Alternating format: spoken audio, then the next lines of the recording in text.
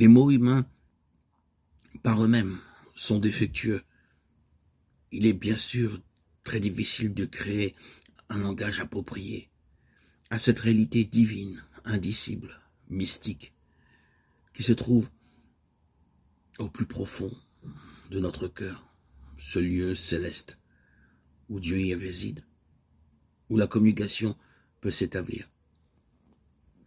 La difficulté est très profonde de se lier,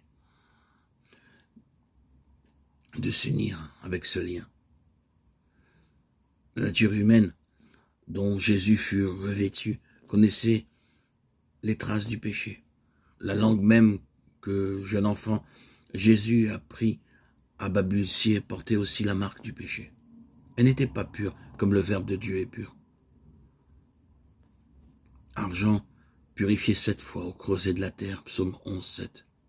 De cette pureté dans laquelle toute prière restaure les mots humains.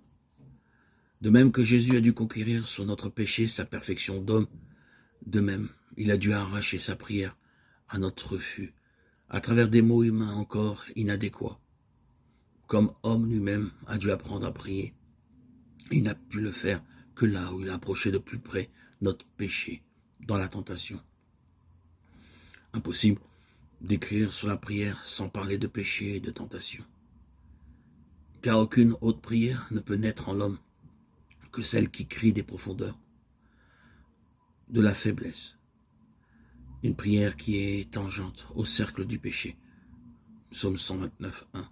Tangente parce qu'elle touche le péché, à l'instant même où elle en brise les chaînes et échappe à son circuit, dans un élan de confiance et d'amour envers le Seigneur qui seul délivre de la tentation. Veillez et priez, dit Jésus, afin de ne pas entrer en tentation. Matthieu 26, 41. Cet avertissement fut prononcé par lui au moment même où il venait d'échapper à la plus terrible tentation de sa vie, celle qui préludait à sa mort. Bien sûr, Jésus n'était pas pécheur lui-même. Il ne pouvait même pas pécher parce qu'il était Dieu. Mais en tant qu'homme, il a eu tout de même affaire au péché. Inévitablement, le corps humain qu'il avait assumé était encore une chair de péché.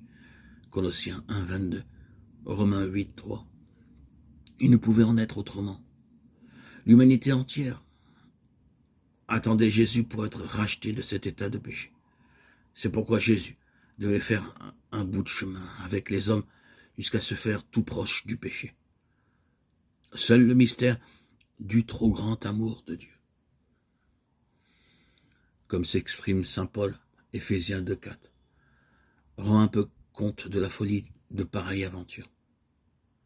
La plus ancienne théologie du Nouveau Testament a tenté d'éclairer ce mystère grâce à l'image du serviteur de Dieu, tiré du Deutéronome Isaïe 42, 1, 4, 49, 1, 3, 52, 13, 53, 12.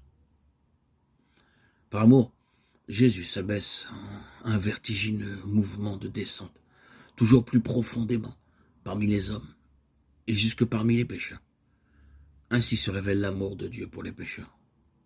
Lui-même prend les traits du serviteur, plein de patience et d'humilité. Dieu marche avec nous jusqu'à la frontière du péché. En Jésus, il se vide de lui-même et devient comme pécheur avec les pécheurs, acceptant d'être compté parmi eux.